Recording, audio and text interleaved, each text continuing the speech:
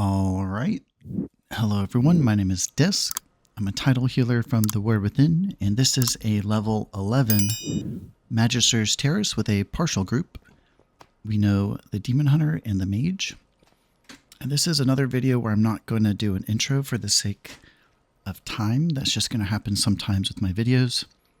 But I try and put good information in my intros, so you should watch those. But please give some engagement on the video. We're doing really good getting into the season. Comment, like, and subscribe. Check out my Medify for private lessons to grow as a WoW player. That was a really nice consumables checker on Ready Check. It's an add-on. I recommend it. And this is a Voidweaver key. A pretty standard play is hold back on pull 1.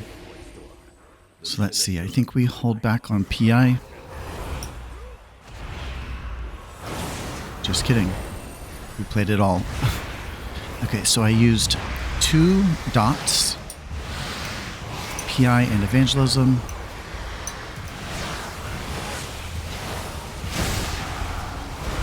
And something I've been toying with, surely wouldn't mind others' points of view here, but I'm using the dot talent Encroaching Shadows instead of Painful Punishment. I think there is more to get out of it as far as damage and healing. It just takes a lot more work than Painful Punishment. But another one of my thoughts on the difference is I'm playing Shadowman now. Encroaching Shadows will put more dots in the field, proccing your Shadowman more. So that's one of my thoughts there too.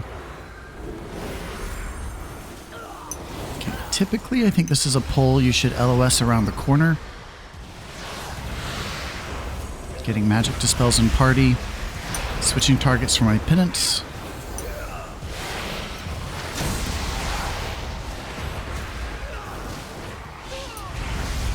We have some purges if you wanted to be really good. Oh, maybe I should have. I think a Master Spell could help there too. I'm not too sure what that buff is they're holding, but it doesn't look like it's a good one. Okay, let's see if we pick up this recovery. I forgot that happened. Yeah, uppies just to help. Live, mage, live.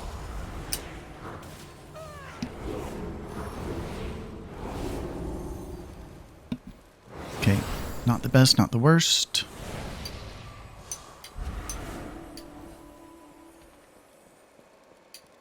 Also, I heard Plater can still highlight nameplates on execute, whereas Platinator has lost that function, that feature.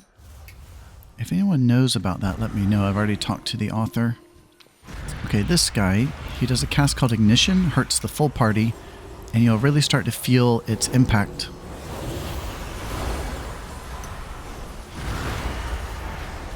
So that's a, you might want to replay how I went into Evangelism there. I'm really loving that as a combo, but I'll Radiance into Evangelism. I think that does a lot of good in the right situation.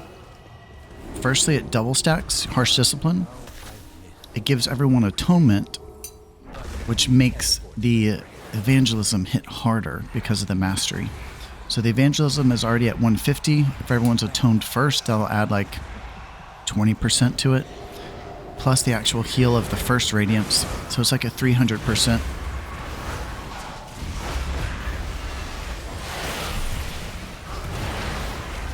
Switching targets for dot spread. So we have some executes I missed. Purge that guy. Magic dispels and party. Got into the rift as quickly as I could.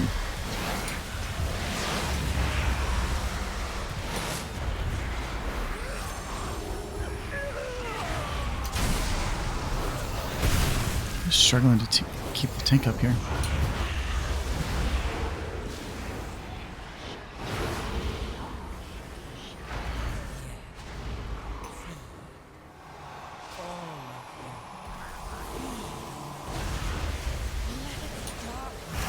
Death and then penance. Looks like I held back on my rift and evangelism there a little.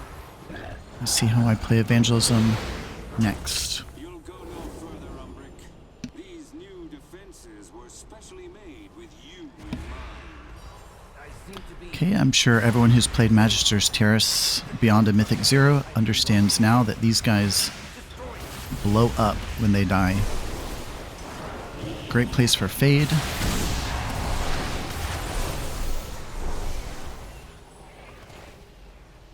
So this guy also does the ignition.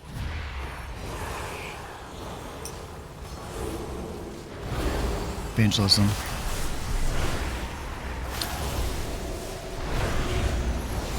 So that evangelism did not have a radiance in front. Couple of reasons.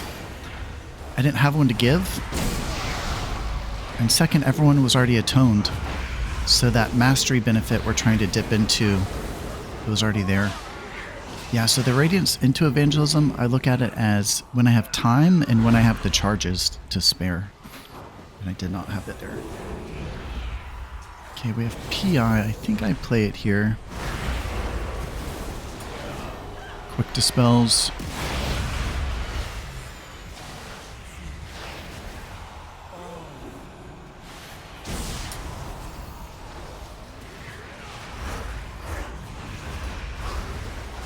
Targeted casts add-on. Major play for disc. You might have seen it popping up on my party frames.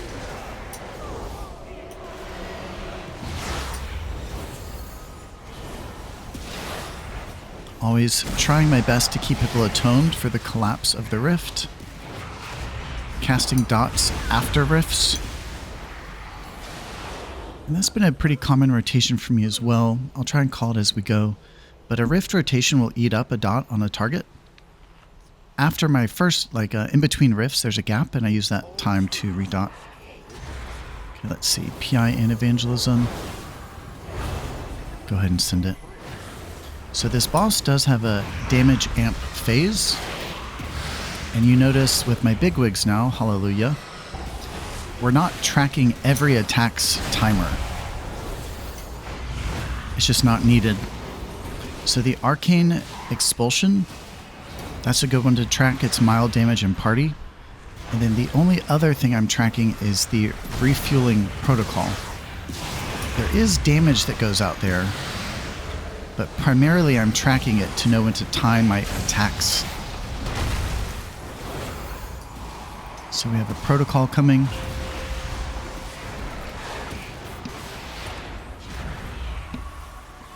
And this is a damage amp phase.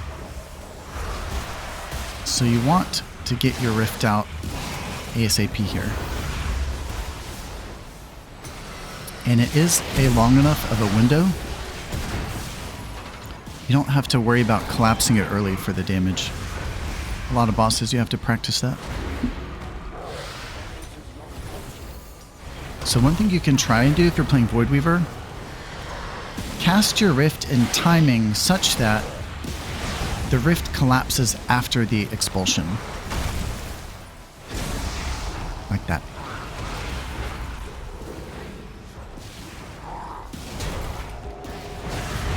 And we have these magic dots in party. At this level, you don't really have to dispel them, it's just mild damage. Things I would consider is dispelling a melee. But replay that a couple seconds if you want to see that rotation. This is a really fun rotation as Voidweaver. But you play Evangelism, Death, then Rift, and Penance. So Evangelism procs a pet, Death Torments procs another pet, and then you have Mind Blast and Penance, which both cause torments. A lot of stacking value that way. Okay, let's see how this next hallway goes. This next hallway is tricky, and it has to be pulled correctly. You'll probably see tanks week 1 and 2 do too much here. But we have dispels we have to be very quick with. I would say practice your reaction time. And we have bleeds. So I will say Shadowmend is really pro in this hallway. Let's see if we get a good example here. But it's the Runic Glaive attack that does the bleeds. It targets one person and then shares by +1. So if the person who's targeted first can meld, it fully negates the bleeds on you and the +1. And using the targeted cast add-on. Got it. Yeah, so play that again if you'd like to see it. That was a really good example. I saw the targeted cast highlight on me for the glaive, and I melded it before it went off, and no one took that mechanic.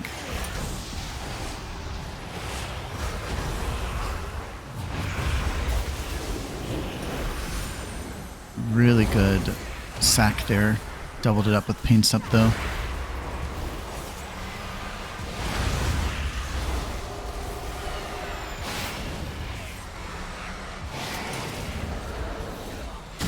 I think I could probably lessen my nameplate stack too. I'll look into that.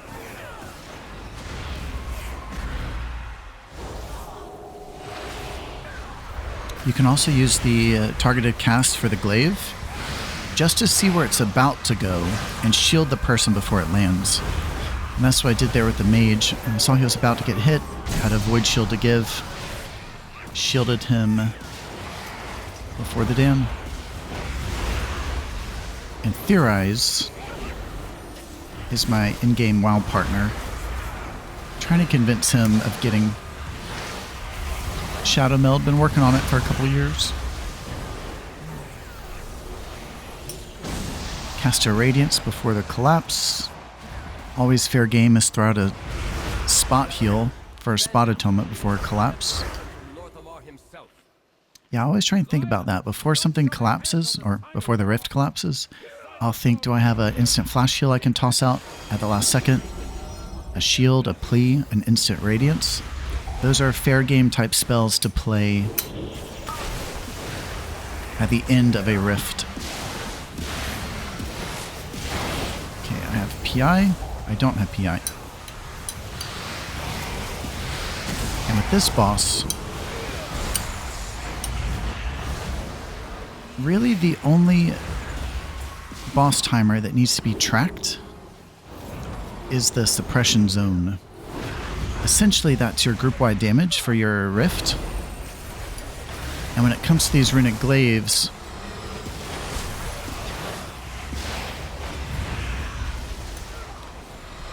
you just don't need to track the time of those as closely. You can see them.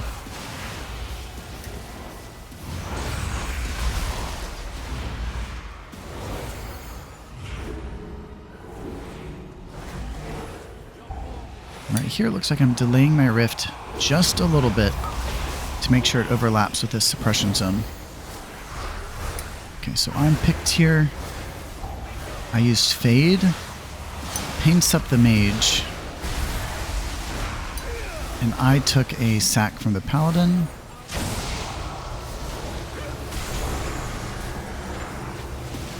Uppies there really saved the day. So if I had to critique myself, that paints up, if I delayed it by a second or two, it would have been better for the mage. But I think it still got the value. Yikes. Missed the collapse there, but that's okay.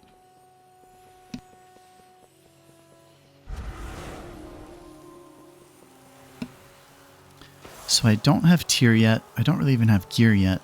And I'm doing 33,500 per second. I have played a little bit of Oracle, and those numbers are coming out around the 20,000 DPS mark. If anyone has insight on what other healers are pulling, let me know. PI and Evangelism. There goes PI. That was a Radiance into the Evangelism for the procs and for the Mastery. Switching targets for my dots. Ooh. Fumbled. I think that was a defensive penance too. Yeah, due to that fumble, I had to just modify.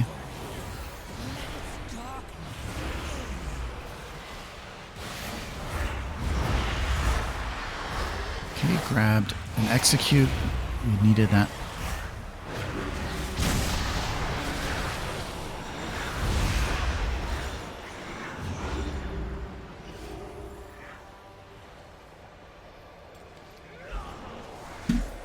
Okay, this guy, I learned some tech after this run.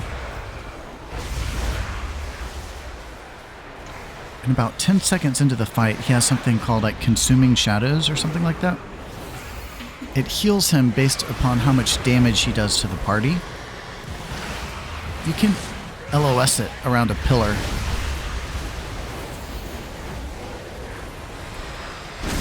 Yeah, so I think it's fair to say we're playing that mechanic wrong. Or it could be better. Yeah, so if anyone knows better, let me know. But in this room, you can dance behind a pillar. But in the next room, we tried LOSing and it didn't work in there. So not too sure why. Okay, the best thing to focus on in these pulls, get your rift out early, and then hover your finger on your psychic screen. If you're using my Platinator, these terror waves, got it. The terror wave will show up as an aqua color, so it should stand out.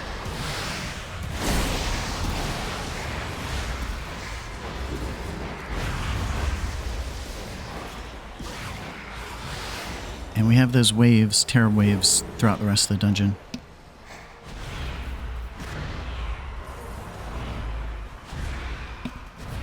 So on this pull, I spent a couple more globals dotting. Yeah, I'm delaying my rift quite a bit here.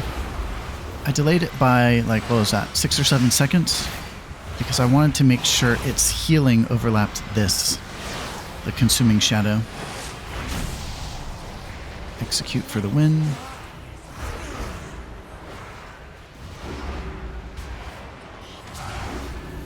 Switching targets for dots.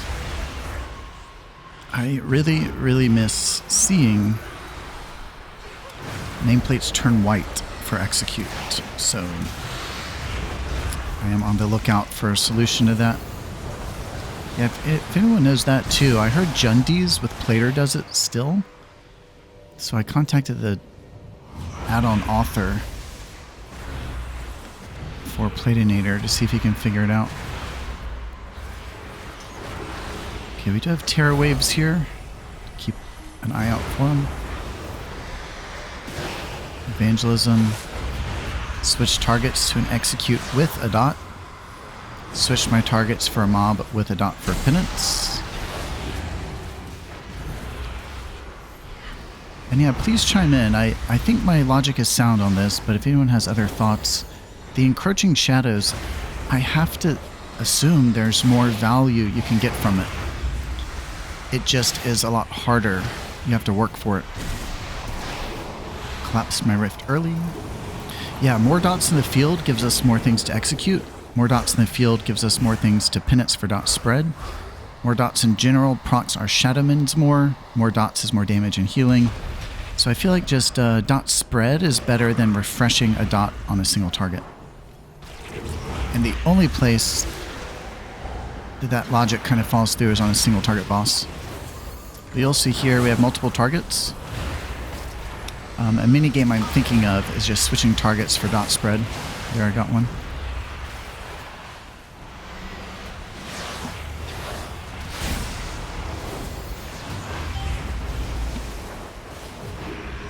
So I think for my boss timers, I changed things around. I had it set up wrong.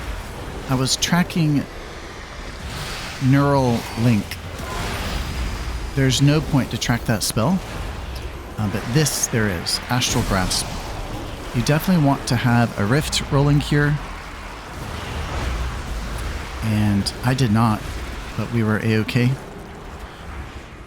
So Cosmic Sting I'm tracking, that's 3 target damage. Great place for a rift also. Depending on the key level, You might want more.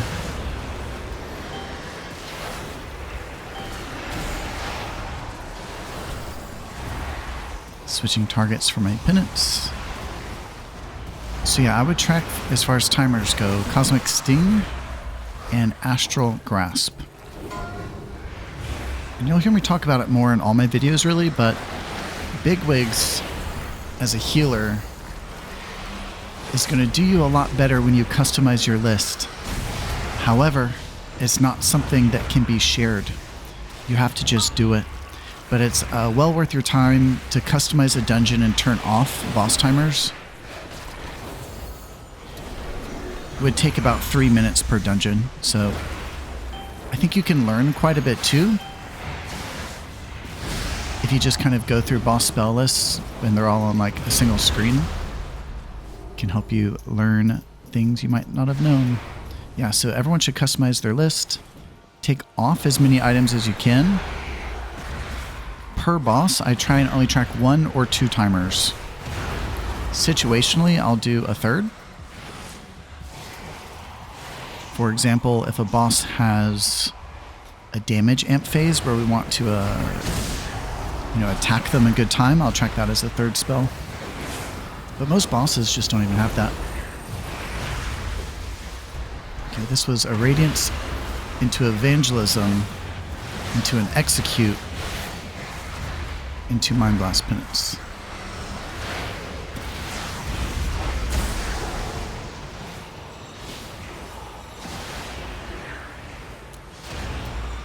And I'm also noticing, don't follow my lead with my Ultimate Penitence play here.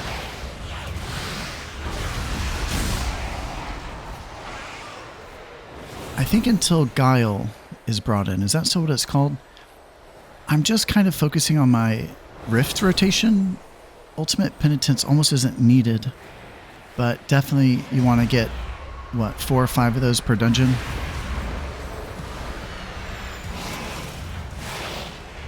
Uh-oh. Oh no. Okay, got it. Yeah, so the problem I almost ran into there, it's small, but I only got 2 smites before they went LOS. A third smite extends the rift's duration, gives you a lot of extra output. Okay, paints up on the tank. And going into this next pull, let's see how well I do it. I think I've learned it better now. So it might not have been good here, but... Okay, got an Execute, switch targets for dot spread. But this next pull, I believe my play is delay my rift slightly, because we have the Consuming Shadows attacks. But also we get massive heal absorbs on the tank. So watch with my grid 2, it'll turn red, and the red will be almost his full bar. It is his full bar. Okay, here goes Evangelism. He must have cleared that one with Lay on Hands.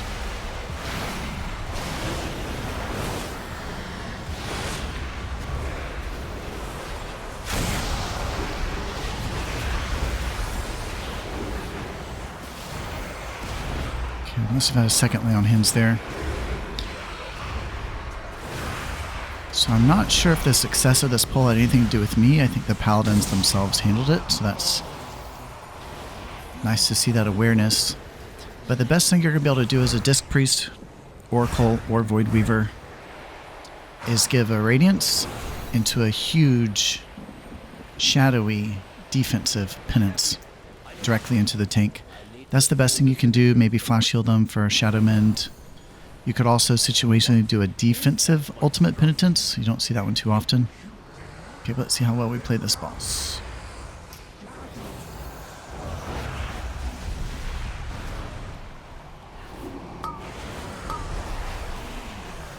We have Dispel mechanics on tank to watch out for. I try and watch his little party nameplate. Anytime you step in one of these, fair game to use a defensive. I used Fade on myself there. Dispelled once the tank ran out. Radiance into Evangelism.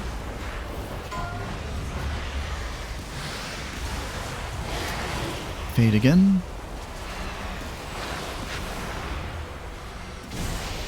In between rifts, I redot.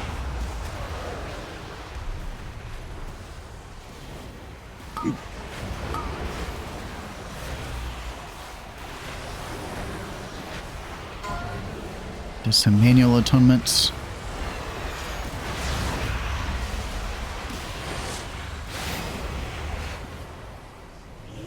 Okay, this one I hit both my defensives, Fade and Desperate Prayer.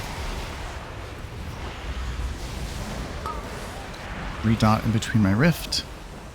Looks like we have PI back. PI's out.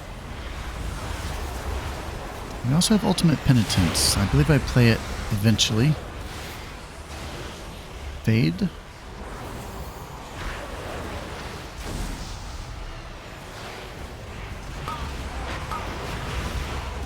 Something I should work on, and probably something everyone should work on. If you're playing Voidweaver and have a Void Shield proc, I think it's safe to say you should almost never play a Penance if you have a Void Shield proc. Especially when you get in higher keys. Okay, Fade and Paints up to myself.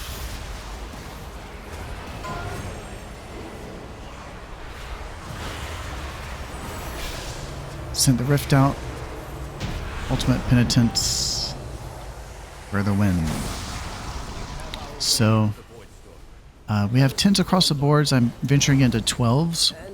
So far, me and my friends are just focusing on 10s to get gear. We hope next week to all have 4-piece. And then we'll be in a better position to push with comfort. But Voidweaver is still doing great. If you ask me, I've already, however, started dabbling with Oracle. I played a Skyreach earlier as Oracle, and it went over pretty well. I think depending on the dungeon, depending on your key level, it's going to be fair to make that switch or make that call from Voidweaver to Oracle. It's definitely going to be stronger in the defense realm, but not as strong in the fun realm or the DPS realm. But someone was asking for an Oracle video, and I plan to get one up hopefully this week just to show two sides of the token. But yeah, comment, like, and subscribe. I'd appreciate the engagement. Check me out on Medify for private lessons. And until next time, Disc.